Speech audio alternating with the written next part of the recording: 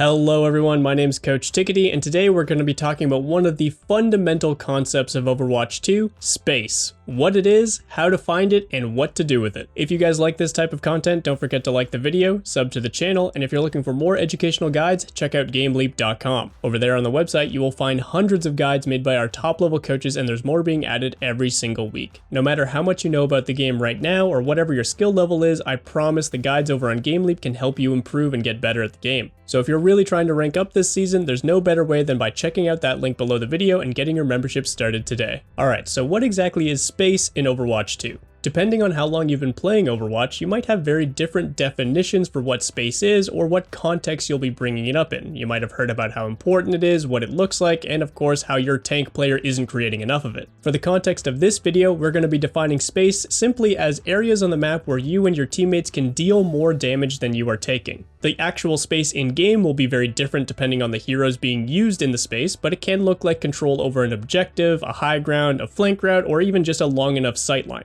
Imagine two players on opposite sides trying to deal damage to each other. If one inherently has an easier time hitting the other, then that player is considered to be in control of that space. Those inherent advantages that one player will have over the other will usually come in one of three forms. First of which being a matchup advantage. This can just be a strict advantage your hero has over the enemy based on the context that you're playing in. Think for example Tracer when she gets up into close range or Widowmaker at long range. Second being a positional advantage that gives you more access to natural cover over your opponents. So for example, if you have access to a high ground or just a wall to hide behind where your opponent is in open space, you'll obviously be able to avoid more damage than they can and therefore win out and control that space. And the third being numbers advantage. Any synergies you can pull from your allies will of course help you control space better. It's usually pretty easy to win that duel if you're constantly being healed up to full health or if you're getting a shield put in front of your face for safety. When you find yourself in these situations, it's usually pretty obvious to tell that you have a clear advantage and that you feel comfortable in these situations. In other words, it's easy to play once you have space. It's hard to play without it. So that leads us to our next question: how do we create that ever so important space? Or in other words, how do we actively create situations where your team, or even just an individual on your team, is able to deal enough damage and threaten eliminations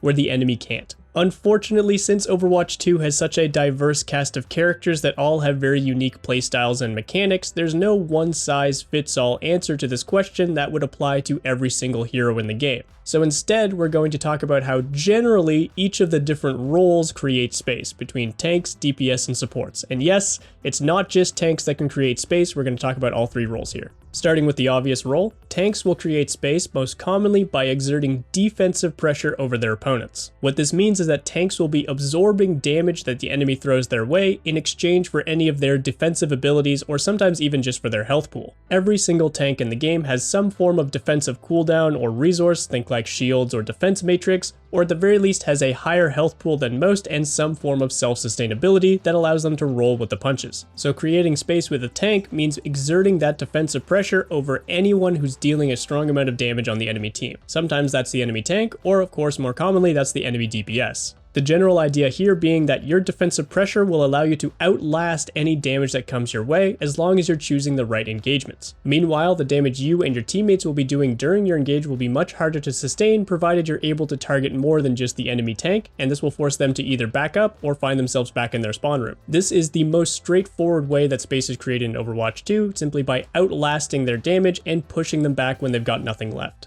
A great example of a tank creating space with defensive pressure would be Reinhardt walking towards you with his shield up. If you're a DPS member and you're facing that shield, you've got no choice but to either shoot Reinhardt yourself or try and find a new position, which means you're doing no damage at all. Meanwhile, during this time, any of Reinhardt's allies can be free firing into the enemy team thanks to the safety of that shield, or if Reinhardt gets close enough himself, he can start some carnage just by swinging his hammer. Next up are DPS heroes who are going to find space by creating offensive pressure. Or in other words, creating situations where their damage simply cannot be matched by anyone on the enemy team. Depending on the hero that you're playing on DPS, this will usually be dependent on your positioning and range of your weapon or around any important cooldowns that your character possesses. Compared to defensive pressure, you need to be more selective about how you find offensive pressure as a DPS because you don't have the defensive resources to just go wherever you want or go toe-to-toe against anyone on the enemy team. So in order to find situations where you know you can't be matched, where you're certain you can overwhelm your opponents, you're going to look to do one of two things. You can either play it slow and safe, or you can play it fast and aggressive. Playing it slow and safe means finding a position where you can put out steady damage but maybe not find kills right away without exposing yourself to any unnecessary risks. So for example, let's take a hero like Soldier 76. Not the most explosive playstyle, but definitely puts out very consistent damage and can play at a very safe range. It might be hard to find opportunities to get an angle on any backliners that the enemy has as Soldier, but you can almost always find a safe angle shooting at the enemy tank. And as long as you find a position where you know you can't get aggressed on yourself, you can do that damage into the enemy tank basically for free. Again, playing this way won't net you play of the game very often, but that consistent pressure will eventually wear down all that tank's resources and force them to back up, allowing you and your team more space to work with. But if we want to be a little bit faster and a little bit more aggressive with a playstyle, let's talk about a hero like Tracer. Tracer's mobility and flexibility within her playstyle allows her to create her own space by finding some of those inherent advantages we talked about at the start of this video. She can go on flank routes and blink onto targets where she has an inherent advantage based on matchup, or she can look to double up on an opponent whenever her teammates are going in for a dive.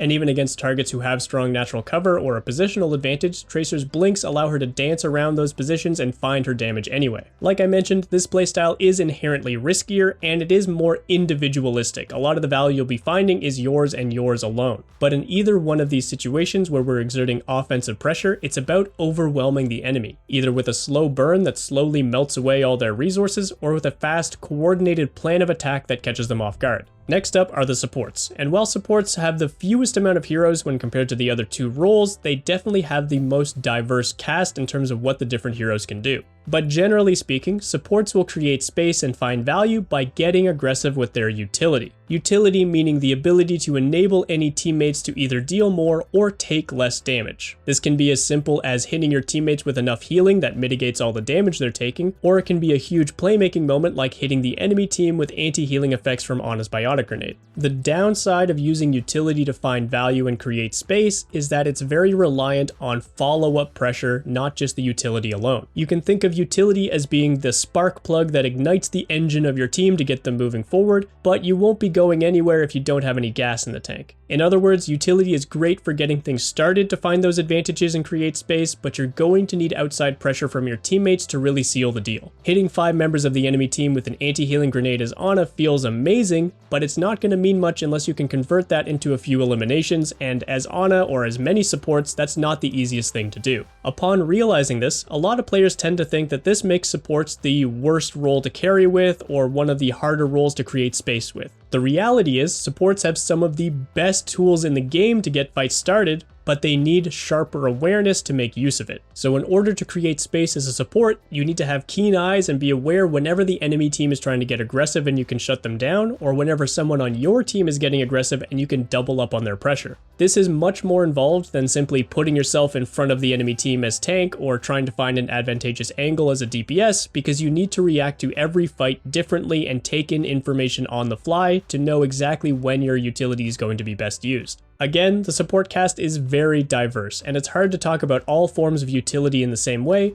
but for now let's keep talking about Ana's Biotic Grenade. It finds amazing aggressive value whenever it hits enough opponents and can usually help you secure eliminations, but if you use it too haphazardly, then you might not be able to use it defensively to keep yourself or a teammate alive in crucial moments. So what I recommend in these situations, and around any utility focused situations, is to try and save it for as long as possible until you know there is guaranteed value to be found. This means that when you are looking to use it aggressively, you don't look for your opportunities, but the opportunities of your teammates, so that you know the follow-up pressure is going to be there. But it also means you can't just tunnel in on that one aggressive opportunity you have in mind. You need to stay reactive and ready to respond defensively if the situation calls for it. So once again, to recap our 3 roles, on tanks we want to use our defensive pressure to outlast our opponents, get in their face and bully them out of the way. On DPS we want to use our offensive pressure to overwhelm our opponents either from a safe position that slowly burns them down or with aggressive opportunities into their backline. And on supports we want to use our utility very flexibly, ready to respond to anything, but when we are getting aggressive we're looking to double down with any other aggressive opportunities from our teammates, not just one we found ourselves. Again here, remember that these are rough generalizations about the role. This is generally how these types of heroes will find value and create space. Just remember that every hero in the game is unique and will have their own quirks and different ways to find space their way.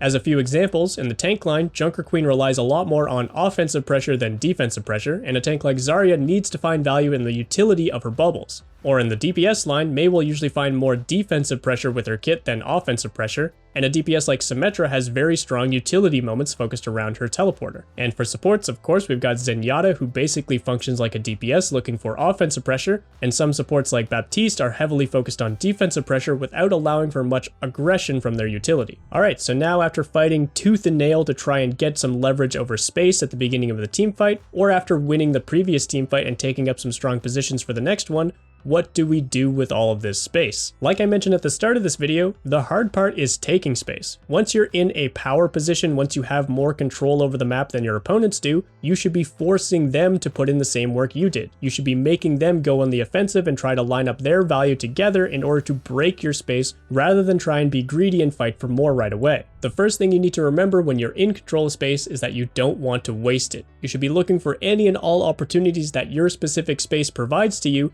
but you should be very careful about leaving that position and looking for more fights that you might not have control over. The second thing you should be doing in control of space is keeping a very close eye on your teammates. In case one of them gets the fight started before you do or chooses to go more aggressive when you're not able to help them, you need to be able to react to whatever happens next. And the third thing you want to focus on here is holding on to your cooldowns and resources for as long as possible. This is going to make sure that you hold on to the space for as long as possible as well. This means saving anything you can use defensively until you really need it, or anything you can use offensively until you know the enemy's fully committed. So again, once we have control of space, we want to make sure we don't waste it. We do this by maintaining our position instead of pushing farther ahead when we don't need to. We keep a close eye on our allies just in case the space is changing around us. We don't want to be caught off guard. And we don't need to think too proactively with our cooldowns and resources, since it's now on the opponents to push into us, and we can stay ready to react to that instead of wasting things early. Space creation is one of the most important concepts in Overwatch 2, and if you don't know how to do it, you're going to be lost in a lot of games. At the highest level of play, pro teams will devise whole strategies and set plays just to find the smallest amount of an advantage to create space in an opening fight. But even as an individual in your average game of Overwatch, you always have influence over how space is created, no matter what role or what hero you're playing. So I hope the advice in this video helps give you some direction so that the next time one of your ranked teammates starts crying in voice comms about how they don't have any space, you might know just what to do. That's going to be it for me today, everyone. Once again, I'm Coach Tickety. I hope you enjoyed the video, and I'll see you in the next one.